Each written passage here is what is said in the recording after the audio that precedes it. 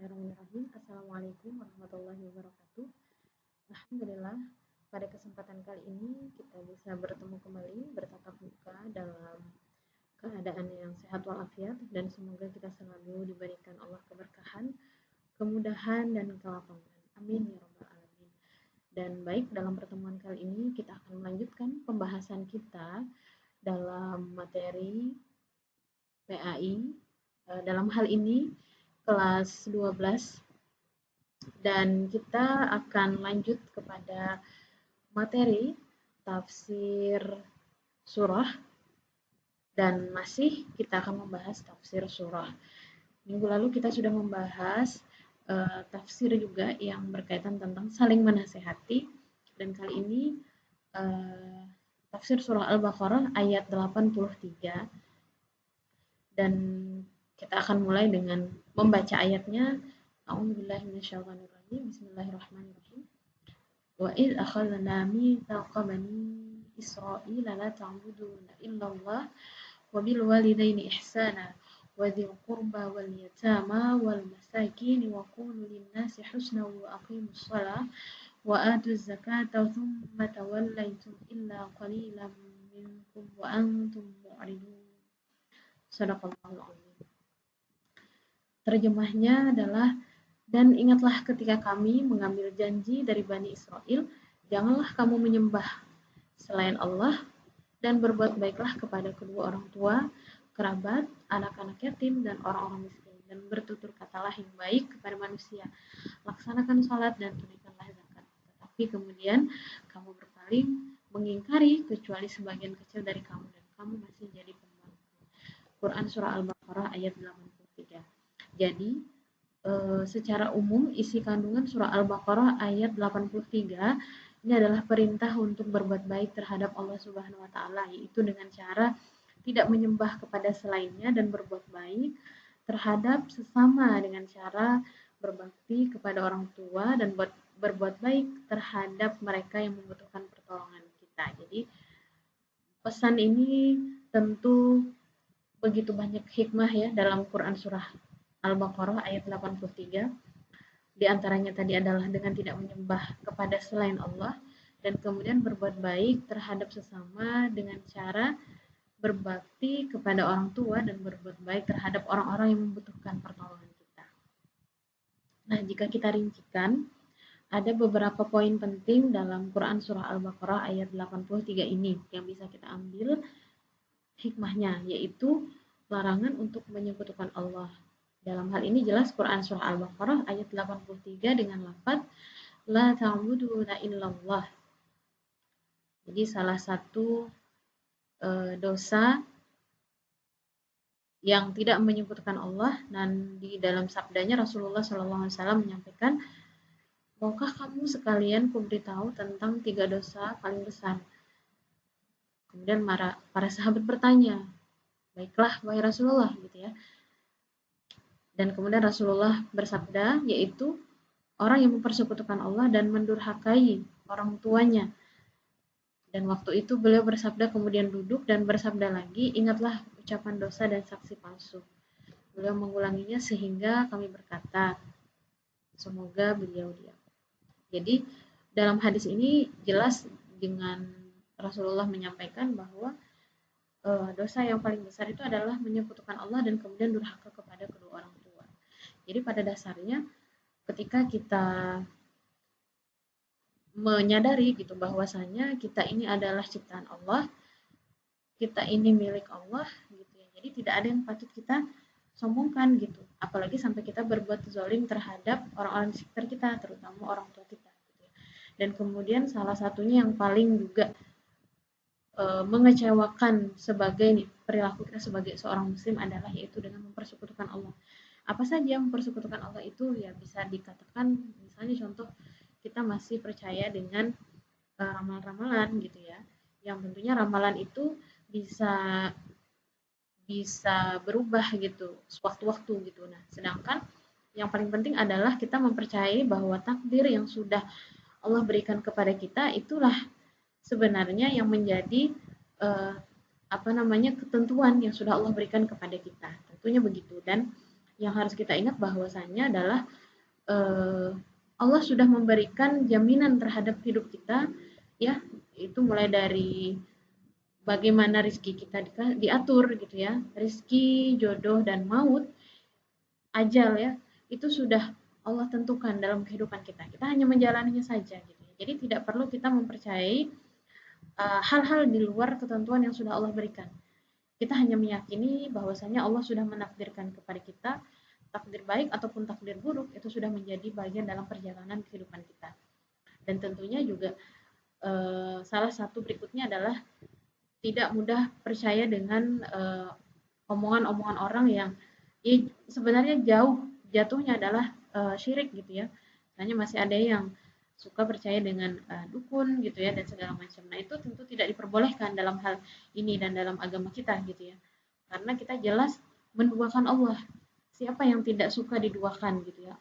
Manusia saja ketika diduakan dia marah dan kecewa. Apalagi Allah sebagai zat yang memang mempunyai hidup kita gitu yang memegang kendali dalam kehidupan kita. Tentu Allah marah gitu. Makanya ini sebagai dosa besar dan kemudian durhaka kepada kedua orang tua kita. Tentu jelas karena orang tua itu adalah orang yang dari mulai gitu ya kita di kandungan, kita 9 bulan di kandungan orang tua kita, terus kemudian kita dilahirkan, kemudian kita dirawat gitu ya, sampai dengan sekarang gitu.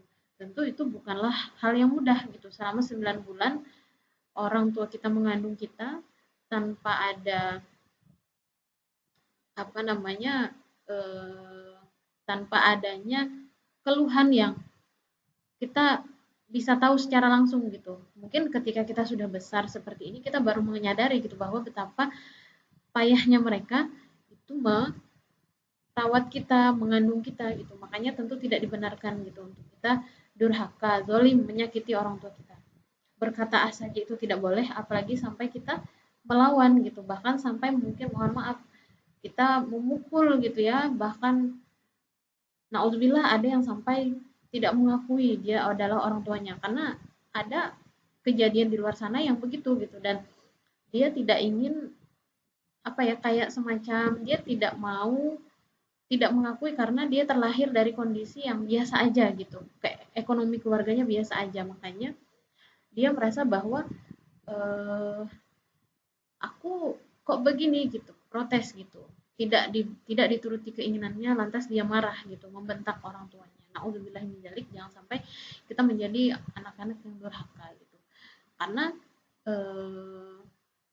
di orang tua kita itu terdapat surga ya terdapat surga yang itu menjadi ladang kita untuk berbuat baik kepada mereka apapun keadaan mereka apapun kondisi mereka gitu ya kita harus tetap menyayangi gitu karena sebagaimana mereka sudah menyayangi kita yang tentu kalau kita ingin membalas tentu tidak ada apa ya tidak ada bandingannya di dunia ini sampai ketika kita pun sampai kita menjaminkan kehidupannya gitu ya memberikan rumah memberikan kenyamanan menaikkan haji kepada orang tua kita tentu ini belum bisa membalas sudah apa yang sudah mereka berikan kepada kita makanya teruslah berbuat baik dengan membahagiakan kedua orang tua kita dengan menampakkan semburat senyum di wajah mereka itu adalah salah satu kebaikan yang tentunya Allah meridhoi. Jadi ketika orang tua kita bahagia, Allah senang. Ketika orang tua kita ridho, maka Allah pun ridho. Maka jalan kita menuju surganya Allah itu sangatlah jelas dan kita akan menjadi anak-anak yang solehah gitu. Jadi ketika kita ingin berbuat baik, sebelum kita berbuat baik kepada orang lain, maka berbuat baiklah kepada orang tua kita. Dahulukan orang tua kita. Utamakan orang tua kita. Karena dialah yang menjadikan kita ini ada gitu. Kalau tidak ada orang tua kita, kita nggak ada gitu. Dan kalau tidak ada orang tua kita nggak bisa sekolah gitu ya. Kita nggak bisa apa namanya menikmati kebahagiaan dan kenyamanan dan ataupun fasilitas yang kita miliki. Tentu itu berasal dari jerih payah orang tua yang sudah lakukan kepada kita. Nah, menyambung lagi di poin berikutnya, perintah untuk berbakti kepada orang tua ini terdapat di dalam Quran Surah Al-Baqarah ayat 83 dengan lafal wabil walidaini ihsana. Ya, berbuat baik kepada orang tua adalah salah satu bagian dari berbuat baik terhadap sesama manusia karena orang tua kita ciptaan Allah gitu ya. Dan kita harus mengutamakan posisi orang tua kita karena dialah yang akan menentukan keridhaan Allah terhadap kita.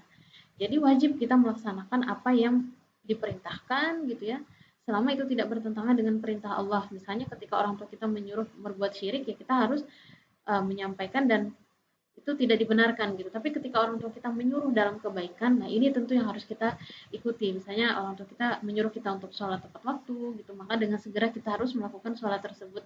Jangan kita kemudian berkata, saya lagi sibuk mengerjakan tugas gitu. Nah, dengan begitu saja orang tua kita tuh tentu sakit hati. Jangankan orang tua kita, teman kita yang kita bentak saja mereka tersinggung gitu loh secara perasaan. Nah, bagaimana nih orang tua yang sudah tua renta yang dari dia kita bisa hidup gitu ya. Dari dia kita bisa hidup, kita dikasih makan, dikasih minum gitu ya, dicuciin baju, dilayanin, kita tinggal berangkat sekolah gitu cium tangan, semua semuanya itu adalah yang menyiapkan orang tua kita.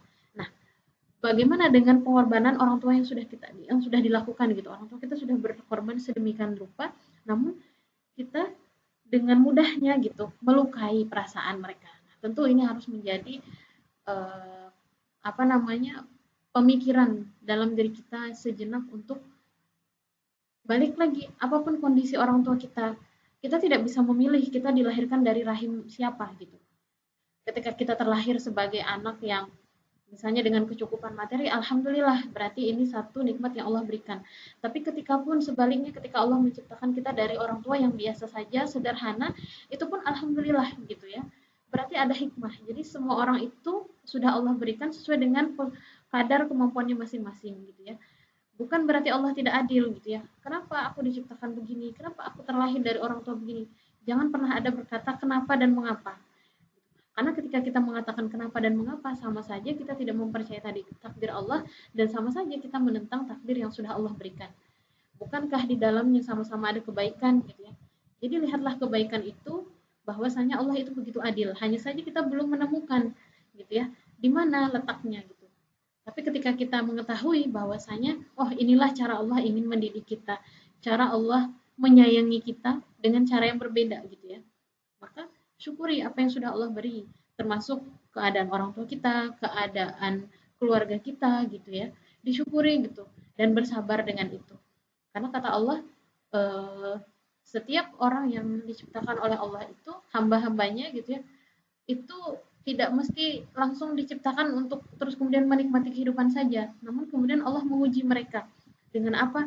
Dengan ketakutan, dengan kelaparan gitu ya, dengan kekhawatiran, dan kemudian kekayaan ataupun kemiskinan juga ujian bagi orang-orang yang mendapati itu gitu. Jadi tidak ada yang mudah gitu di dunia ini. Tentu semua sudah sesuai dengan porsinya masing-masing. Nah, kemudian di poin berikutnya adalah perintah untuk berbuat baik kepada kaum kerabat, artinya orang-orang terdekat di sekitar kita. Ya, yang dalam hal ini adalah orang-orang yang memiliki hubungan darah atau nasab garis keturunan kita. Bisa dibilang kayak sepupu gitu ya, terus tante gitu ya. Nah, itu adalah orang-orang yang kita harus juga berbuat baik kepada mereka selain kita berbuat baik kepada orang tua kita. Karena mereka juga bagian dari keluarga kita gitu ya. Mereka bagian dari keluarga kita yang kita juga harus berbuat baik kepada mereka. Dengan cara misalnya bersilaturahim ya, kemudian saling memberi hadiah gitu ya, dan saling bersabar satu sama lain gitu ya. Jadi ketika kita saling mau bersabar satu dan yang lain gitu, maka akan tercipta keharmonisan, maka akan tercipta kebahagiaan. Tapi ketika kita kemudian ingin mementingkan ego kita gitu ya, maka nantinya gitu ini akan merusak hubungan. Makanya berbuat baik kepada orang-orang sekitar kita, kerabat-kerabat kita gitu ya, itu salah satu untuk apa namanya merajut ukhuwah Islamiyah di antara kita. Karena tentunya kita ini adalah makhluk sosial gitu. Kita butuh orang untuk menopang kehidupan kita. Kita nggak bisa hidup sendiri. Kita butuh orang lain untuk bisa membantu pekerjaan kita. Makanya kita butuh orang lain dan cara kita gitu ya untuk dimudahkan ya dalam hal muamalah gitu.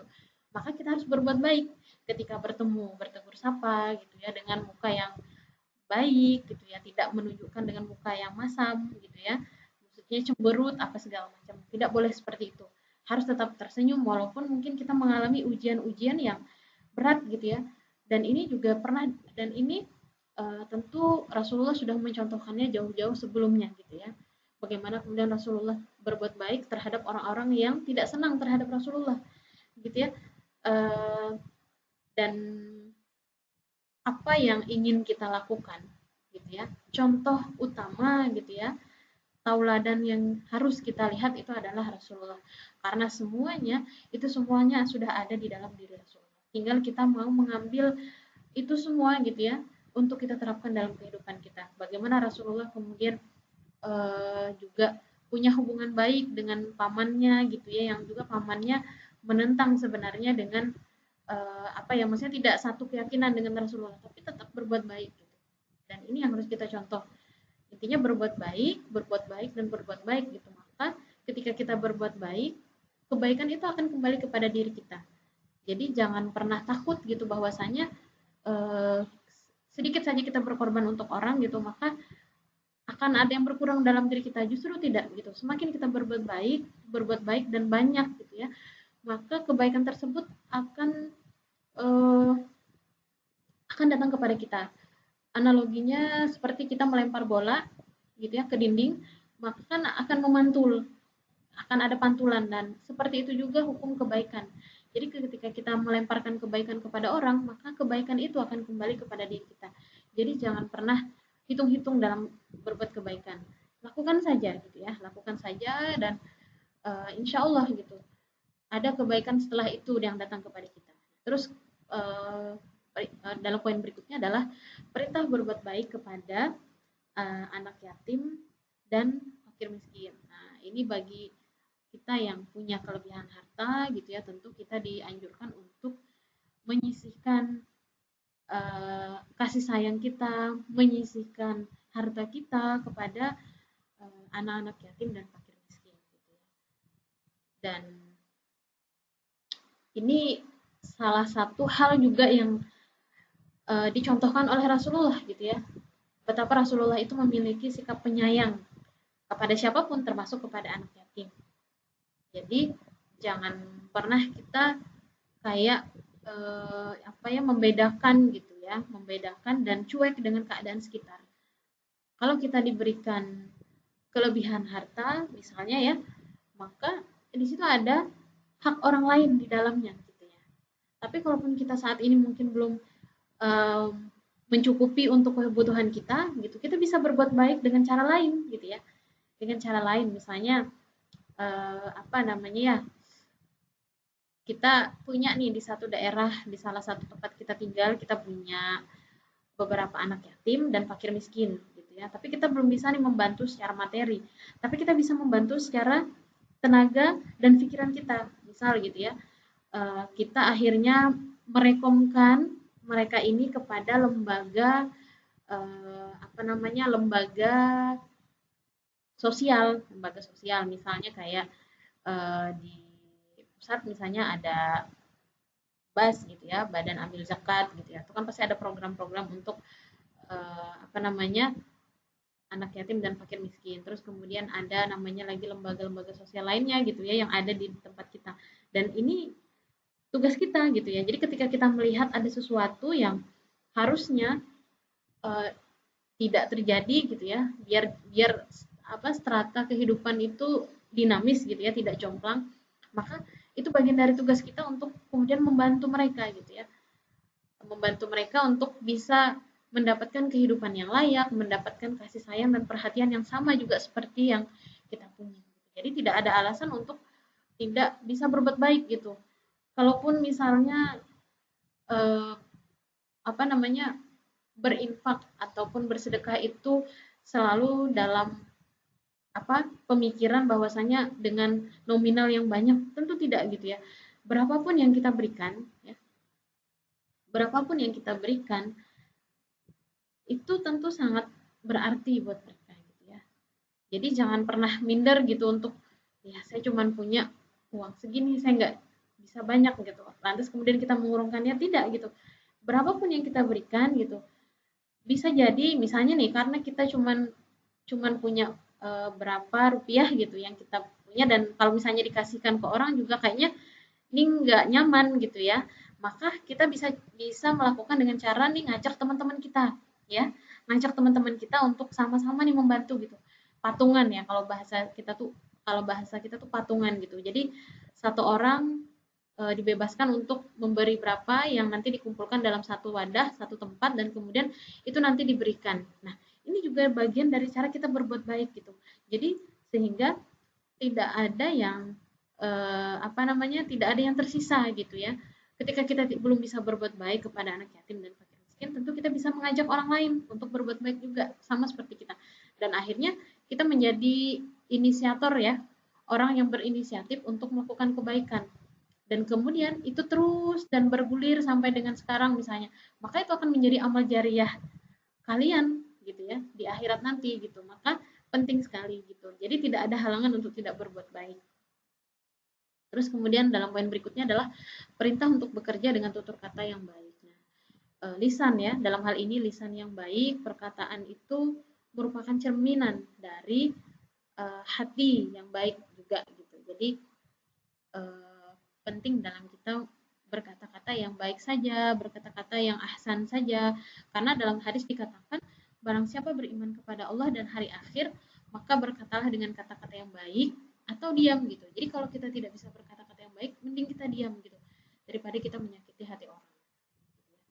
Dan tentu ini jadi pelajaran bagi kita semua, ustazah juga terutama gitu ya. Dalam hal ini kita terus belajar gitu. Jadi orang itu dalam proses kehidupan itu selalu belajar. Tidak ada pernah kata puas bahwasanya saya sudah baik, ya udah saya stop aja gitu. Enggak gitu. Ketika kita sudah merasa baik, tentu kita akan semakin merasa kurang dan kita terus akan menggali dan sampai pada puncaknya ketika Allah memanggil kita selesai gitu ya amanah kita di dunia gitu, dan itulah yang akan kita bawa menghadap Allah ya. Maka lisan kita akan menjadi saksi, mata kita akan menjadi saksi, tangan kita akan menjadi saksi gitu. Maka penting kita berakhlak yang baik gitu. Dan kata-kata yang baik itu mencerminkan hati seseorang. Jadi kalau dia berkata-kata yang lembut, yang santun gitu ya, maka insya Allah orang tersebut hatinya baik gitu. Maka kadang ada istilah mengatakan bahwa ketika kita berkata-kata maka harus difikirkan terlebih dahulu. Ini penting juga gitu ya. Karena jangan sampai kata-kata tersebut menyakiti orang, karena kata-kata yang tajam itu sangat menyakitkan gitu ya, dari sebilah pisau. Kalau luka terkena pisau sembuhnya bisa sebentar ya, bisa diobatin, bisa dicari obatnya. Tapi kalau terluka karena lisan, maka obatnya sulit gitu. Bahkan perlu waktu gitu ya untuk kemudian kita menyembuhkan luka itu. Lukanya nggak kelihatan gitu ya. Kalau istilah sekarang sakit tak berdarah. Sakit tak berdarah itu adalah bisa jadi karena lisan kita yang terlalu tajam. Jadi naudzubillah, kita bermohon kepada Allah agar kita dilindungi dari perkataan yang buruk gitu ya. Semoga Allah senantiasa menjaga diri kita, menjaga lisan kita gitu ya. Dan dalam Islam sebenarnya diajarkan gitu ya, ketika kita melihat sesuatu yang indah gitu ya. Kan ada tuh perkataan Masya Allah, Subhanallah gitu ya. Dan itu harus dipakai gitu, dipakai karena itu juga bagian dari cabang kebaikan. Cabang kebaikan. Ya. Jadi misalnya ketika kita melihat sesuatu tuh bukan berkata apa ya kayak perkataan yang di luar gitu, karena di luar yang tidak normal gitu ya bisa kalian tahu sendiri ya kata-kata yang memang itu tidak bijak untuk dikeluarkan gitu ya. Maka ya ketika kita melihat musibah gitu ya, maka kita harus melafalkan innalillahi wa inna ilaihi rajiun gitu ya. Ketika kita melihat kebaikan gitu ya, maka kita ucapkan alhamdulillah, kita bersyukur gitu ya, bukan berarti ya kok begini, jangan gitu ya, tapi justru harus dikembalikan bahwa apapun yang Allah berikan kondisinya, maka kita harus mensyukuri. Makanya ada perkataan tadi alhamdulillah gitu ya. Banyak kan perkataan-perkataan yang baik, alhamdulillah, masya Allah, subhanallah gitu ya, alhamdulillah, itu harus kita amalkan dalam kehidupan kita gitu. Karena kebaikan itu ditularkan gitu ya. Orang yang melihat kita akhirnya jadi nyaman dekat dengan kita. Jangan sampai orang itu tidak nyaman berada di sekitar kita, karena melihat kita sering berkata-kata yang kurang ahsan, kurang baik gitu. Jadi orang enggan akhirnya dekat dengan kita. Makanya kita bermohon kepada Allah agar kita diberikan diberikan kebaikan dalam bertutur kata gitu ya. Sehingga hanya kalimat-kalimat baik saja, kalimat-kalimat thayyibah saja yang keluar, bukan cacian, bukan makian, bukan bulian gitu ya. Karena setiap orang diciptakan Allah itu mempunyai hati dan perasaan. Bayangkan saja, itu kondisinya kalian gitu, kalian mengalami, kalian yang dikata-katai itu kan merasa tidak nyaman dan ada perasaan sakit gitu. Dan ketika kalian juga memperlakukan orang seperti itu gitu ya. Nah, ini yang tidak disarankan. Ya. Terus kemudian dalam poin berikutnya adalah perintah untuk melaksanakan sholat dan menunaikan zakat. Nah, dalam hal ini di dalam Quran surah Al-Baqarah 83 itu adalah lafal wa aqimus shalah wa atuz zakah. Salat dan zakat merupakan dua rukun Islam yang harus dijalankan oleh setiap muslim ya. Tentu. Dan yang tadi Ustazah sampaikan itu adalah bagian dari kandungan Quran surah Al-Baqarah ayat 83 dan beberapa poin kandungan tersebut semoga bisa kita terapkan dalam kehidupan kita ya, perlahan namun pasti gitu ya. Karena amal yang disukai Allah itu adalah amal yang dilakukan secara kontinu atau berkelanjutan. Kecil tapi pasti gitu loh, perlahan tapi pasti. Jadi Allah menyukai itu gitu. Allah menyukai keistiqomahan gitu ya. Namun keistiqomahan dalam hal ini tentu ya dari hal-hal kecil dulu gitu ya. Kita biasakan dulu gitu untuk dimulai dengan hal-hal yang kecil gitu ya. Jangan langsung juga kalau misalnya mampu langsung dalam ukuran atau jumlah yang besar kita melakukan kebaikan, ya nggak apa-apa asal itu konsisten gitu ya.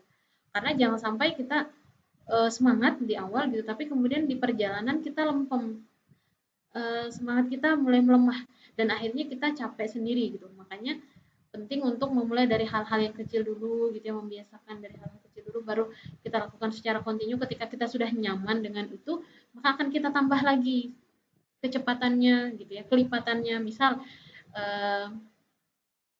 ketika ada tugas misalnya dalam sebuah mutabaah yaumiyah kalian yang diharuskan misalnya dalam satu hari itu 1 juz gitu ya. Nah, kalau misalnya kita 1 hari 1 juz bagi orang yang memang udah terbiasa ngaji 1 hari 1 juz itu mudah gitu. Tapi bagi orang yang belum terbiasa ini akan sulit. Maka untuk membangunnya adalah dengan menyicil gitu ya. Setiap selesai sholat 2-3 halaman gitu ya, 2-3 halaman selesai sholat gitu.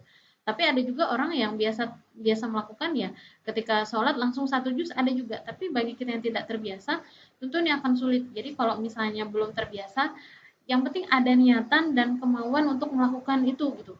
Cukup itu saja dulu gitu. Atau misalnya kita belum mampu tahajud gitu yang setiap malam gitu. Ya anggaplah kita coba untuk mengaturnya dengan dalam seminggu 3 kali atau 4 kali gitu ya. Dan kalau belum bisa banyak dalam jumlah rakaatnya gitu, misalnya 12 rakaat ya, ditambah dengan witir gitu. Maka cukup setiap malamnya dilakukan dengan 2 sampai 4 rakaat misalnya, baru ditutup dengan witir, itu saja sudah cukup gitu. Asal kontinu gitu. Setiap malam 4 rakaat setiap malam, insya Allah itu akan ada kemudahan dan kenyamanan gitu ya. Insya Allah itu semoga bermanfaat dan semoga Allah senantiasa menjaga kita dan melindungi kita. Semoga kita senantiasa dituntun dalam jalan yang lurus ya, ihdinas siratal mustaqim.